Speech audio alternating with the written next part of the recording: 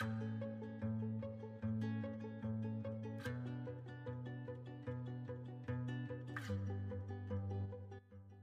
and welcome to Talks with a Sick Girl. I'm Kelly Schwing, I'm 23, and I'm your sick girl. I was diagnosed with MS on May 2nd, 2013, and it's a day I'll never forget. When I first got sick, I really thought that my chances at life were over, and I was never going to graduate college or experience friendship, love, success. But 4 years later, I can tell you that MS never broke me. It all started when my left thumb went numb during class one day, and it kind of escalated from there as I lost my peripheral vision, and I think I can confidently say that I walked into almost every wall in the college that I attended at the time. One person that's been there for me, start to finish, is my mom. She was there with me through this whole drawn-out diagnosis process, and she's been a huge support for the past 4 years. But tonight we're going to get her side of the story, because we've never really talked about it.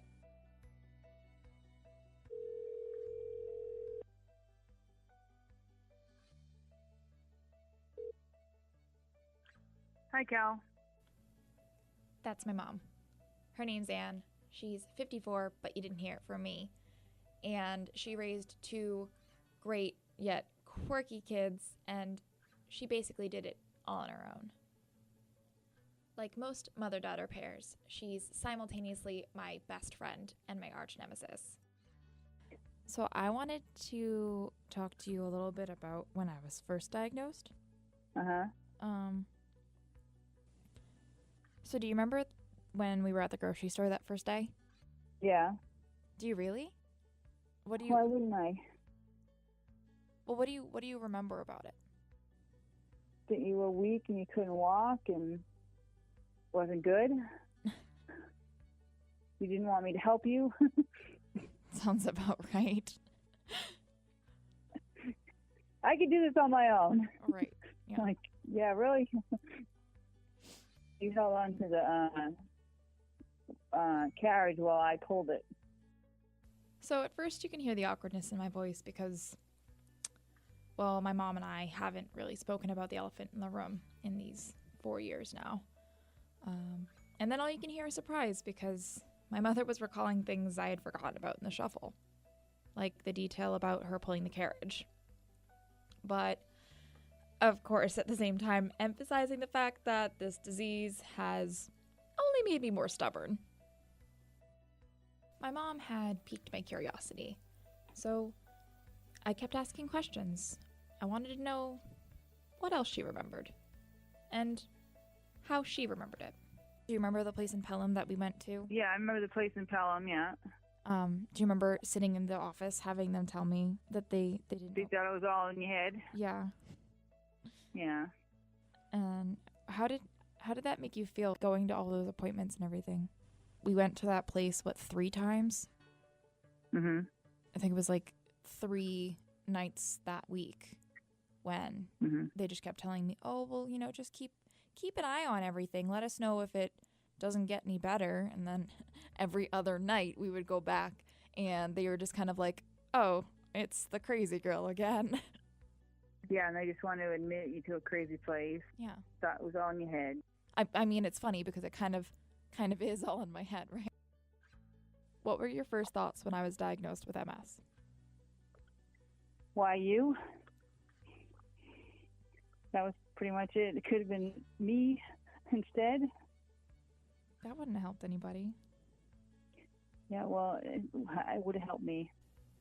When I first got sick and I started to go see doctors, they really didn't believe what I was saying.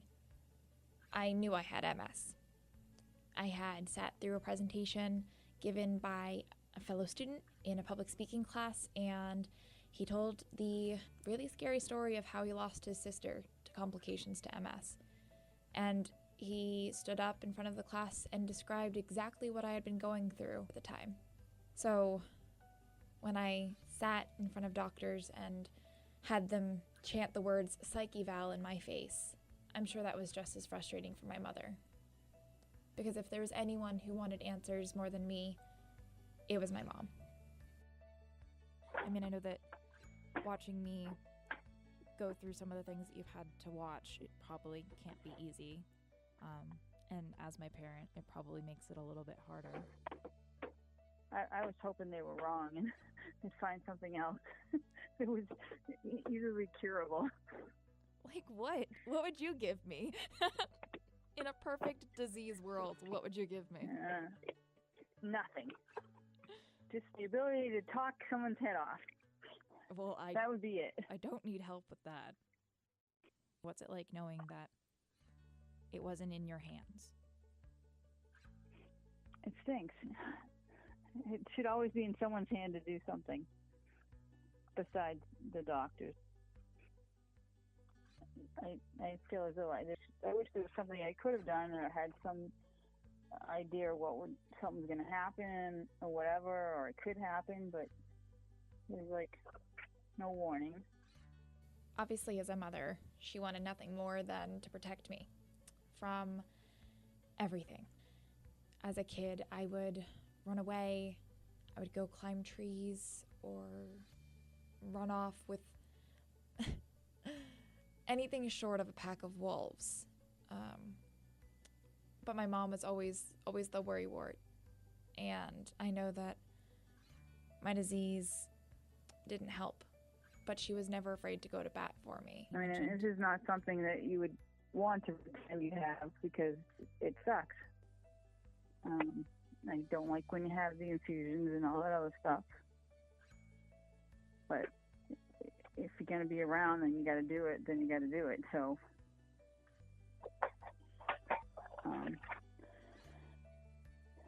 I don't know. I don't want you to have it.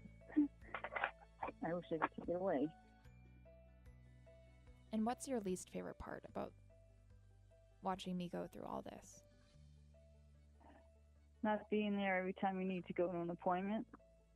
I wish I could do it for you instead. Trading places with you. And that's when my mom started to cry. Something that I don't hear very often. But the tremble in her voice is one that I will always recognize. Not because it's something I've always wanted to hear, but just because I've always looked up to my mom.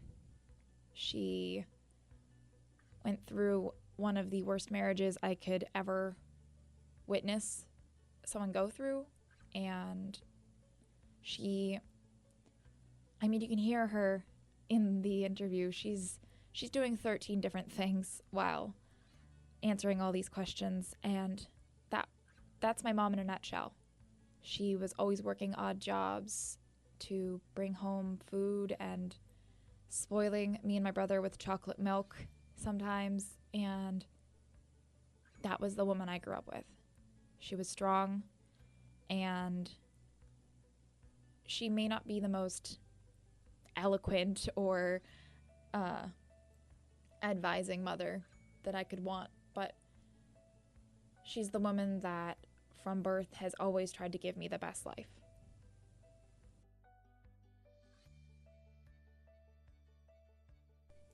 So let's get back to that arch nemesis piece. Growing up with a mom who was married, lived in the same house as the man she was married to, but basically was a single mom, wasn't always easy. And I'm sure raising one kid with Asperger's and one kid with a lot of mental health issues wasn't the most fun either. But my mom and I have had our share of disagreements and our share of moments that you can only have with your best friend. I was so afraid that MS would take that away. So when I asked her how MS changed our relationship, I knew exactly what she was talking about. How would you say that MS has changed our relationship? Um, I think we've gotten closer, but then sometimes we go apart because I don't understand it a lot of the time, and I'm trying to make everybody else understand it, and it doesn't go so well. But I try my best. What would you say is your favorite part about me that you thought may have been changed by my diagnosis? Well, you're not giving up. A lot of people would just give up, but that's not you. And I hope I'm pushing you to keep going. And keep doing what you got to do, and hopefully come up with a cure, and everything's good. These conversations were an odd catharsis because, again, my mother and I hadn't talked about any of this. There was no debriefing after it all happened. There was just the shift into the new normal I had to adjust to. And listening to my mother's side of the experience, it made me feel better about her being the one there with me. My mom isn't the talkative type. You have to force her to tell you things. And, when you tell her it's for homework, she kind of starts to open up a little bit more than she would otherwise. What do you see in the future for me? Unlimited possibility. Do you ever think about how it could stop anything? Like, have you ever seen it getting in my way? No. You've got the you keep going thing, and you keep going. After 4 years and half an hour on the phone with me, my mom had one last thing to say. Just don't give up. And I hope that's not what you're doing.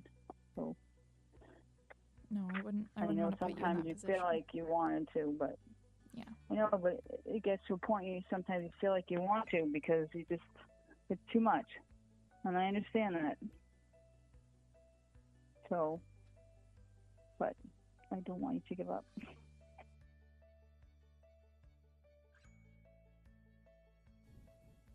I'd like to thank my mom for being the person that went through all of this with me, brought me into this world, and even though I couldn't see it sometimes, kept me here.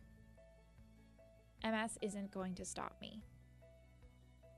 I can't wait to continue opening doors for myself, even if sometimes I have to use the handicap button. I'm Kelly Schwing, and I'm your sick girl. Thanks for listening.